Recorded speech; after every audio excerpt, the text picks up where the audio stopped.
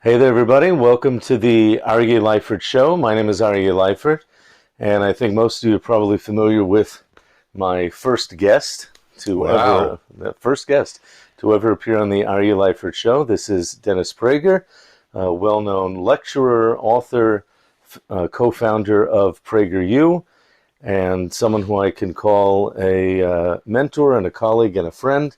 And Thank you. thank you very much for welcoming me and welcoming me into your home.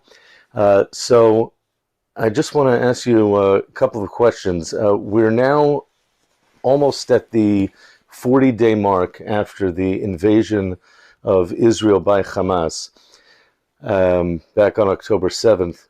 Are there any things that have surprised you about the response of the world to the invasion of Israel? I wish I could say yes, but not really. The only thing that is worth noting is, will people learn lessons from the response? An example, the staggering demonstrations on behalf of the destruction of Israel in England in particular, but in other places as well, including the United States. And they consist of two groups. The left, not liberals. The left, I always draw a distinction between left and liberal. I wish liberals drew this distinction, but that's another subject.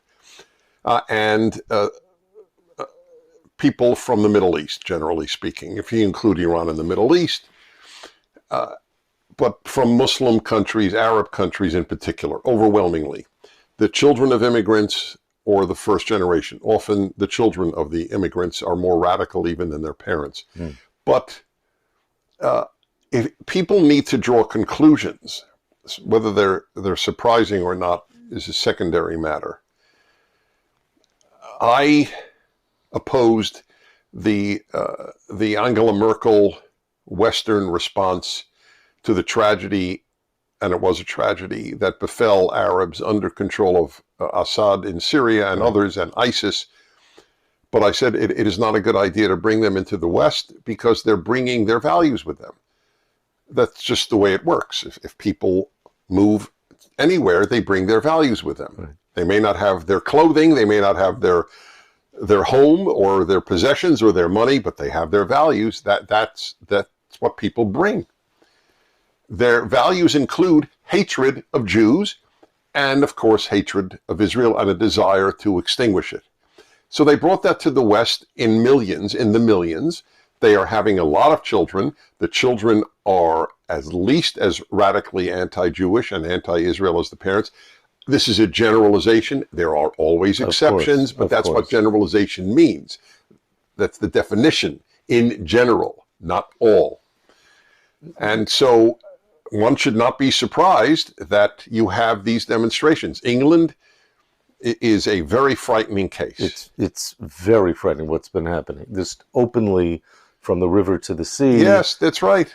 And hundreds of thousands, and which would probably leads to 1 million. So we're seeing that on campuses. These are people who are either leftists or of a Middle Eastern descent, mostly, who are calling for the extermination of Israel.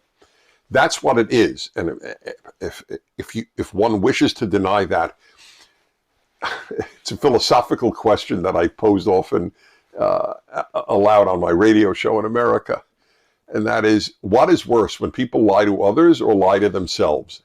And I think lying to themselves is worse because there's hope for the person who knows he's lying. It could be pointed out to you from someone else, you're lying. But if you're lying to yourself, there's no hope. Yeah, it's a very scary thing. So if they say, well, we're not calling for the extermination, but they don't even deny it. They are calling for the extermination of Israel. It's something that I've appreciated over the past month, where I feel the masks are off.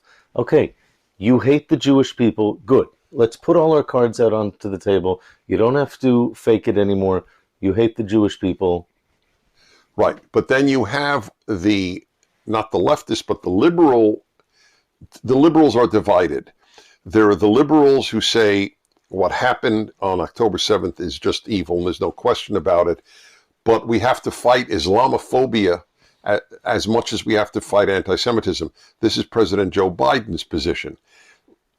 I don't know who's calling for the extermination of Muslims. It's a tough one for me. There's no comparison between quote-unquote Islamophobia and anti-Semitism. There's no comparison. And the sad, incredible thing is, there's outside of a Jewish state, the greatest state Jews have ever lived in is the United States. When the Lubavitcher Rebbe came, the head of Chabad for decades, and probably the greatest Jewish leader of the 20th century, he came to the United States and he said, "This is a Medina shel Chesed. Mm-hmm. This is a kind country." And there was anti-Semitism in America. There's anti-Semitism. There's bad things in the human condition. But basically speaking, my dad was in the U.S. Navy. And he was an officer, and he fought in the Pacific 2.5 years, an officer on a transport. And he told my brother and me, my older brother and I, that were his two sons, his two children. And he told us the story that from almost the opening day, the captain of the ship got on the speaker and said, "If I ever hear an anti-Semitic word on this ship, you will answer to me." Wow. I've never heard you tell that story. Yeah, I know, I have not. It's interesting. My brother can confirm it, and obviously I don't make this stuff up. That's America.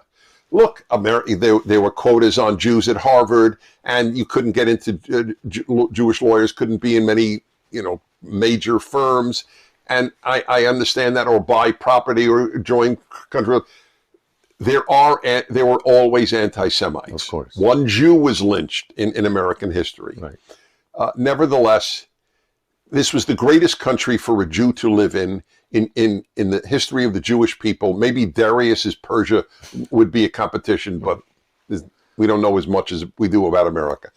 And now we're seeing the flourishing of anti-Semitism because of the left and because of the vast number of people from Arab countries and not Iran really. We don't have many immigrants, so really from Arab countries. So following up to what you just said about we're seeing a lot of hatred of Jews, hatred of Israel, just openly coming out from the left, I've noticed that there are many on the left that Jews may have thought that, these were our allies, progressive Jews, I'll say. Progressive Jews thought these are our allies because they were seeing eye to eye on LGBT issues, on climate change issues, on many issues that are very important to the left. And all of a sudden, these erstwhile allies are turning against Israel. Do you think that there might be any soul searching that will happen on the Jewish left, the progressive Jewish left, of maybe these are not really my allies?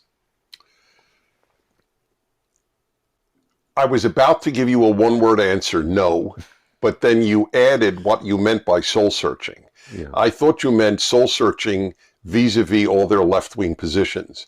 The answer is no. There will be no soul searching.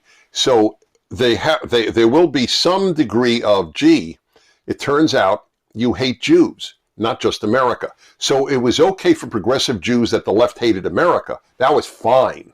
We're on board with that. But hating Jews or Israel, we're not on board with that. So I must say, it sickens me. These people are fools. The number of American Jews who are foolish is really one of the saddest parts of Jewish history. I don't know how this country produced so many foolish Jews. I really don't. You think the people who say it is okay to give kids hormones to stop puberty, that's okay? It's okay to have 18-year-old girls remove their breasts if they say they're boys? They don't allow this in almost any European country. Right. America and Canada are outliers. Far ahead. Far behind. But yes, you're right. Yes, far ahead. Yeah, that's progressive fine. Perspective. Yes, correct. Far ahead. That's okay. It's okay. America is systemically racist. The least racist multi-ethnic country in the history of the world is systemically racist. That's okay. Oh, but now you really also help those who want to exterminate Jews? Gee whiz. How did that happen? You were a fool, you Jews who are on the left, not liberal Jews. Liberal Jews are naive. Right. Liberal Jews are naive. You make that distinction all the time. I've made every time I make the distinction between liberal and left. I wish liberals made that distinction. But in any event, I do make the distinction. I'm talking about left-wing Jews who are all of a sudden just shocked at the people who have advocated despicable positions, and they have gone along with them. And now all of a sudden, wow, gee, you're disappointing me. It's sort of like what Professor Alan Dershowitz said a couple of days ago in his response to President Obama's comments with his interview with Pod Save America, where he really equated what Israel is doing with, well, he first said it's terrible what Hamas did, and then he added, and, he didn't say but, he said, and it's undeniable that it's unbearable what Palestinians have been going through. And Professor Dershowitz cut his ties with him. Well, Professor Dershowitz is one of the handful of Jewish liberals who understands the difference between left and liberal. Yes. And I salute him for his courage. He told me, and it's recorded, I have lost all my friends. Right. I don't know why he was friends with them to begin with. That was naive on his part, to be perfectly honest. I have never had a time in my life when I've lost any of my friends, let alone all of my friends. My friends and I are, that's why they're friends in large measure, because we share values.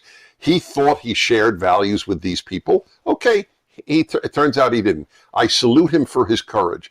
But the number of Jewish liberals, or even non-Jewish liberals, who understand the threat of the left and acknowledge it is very small.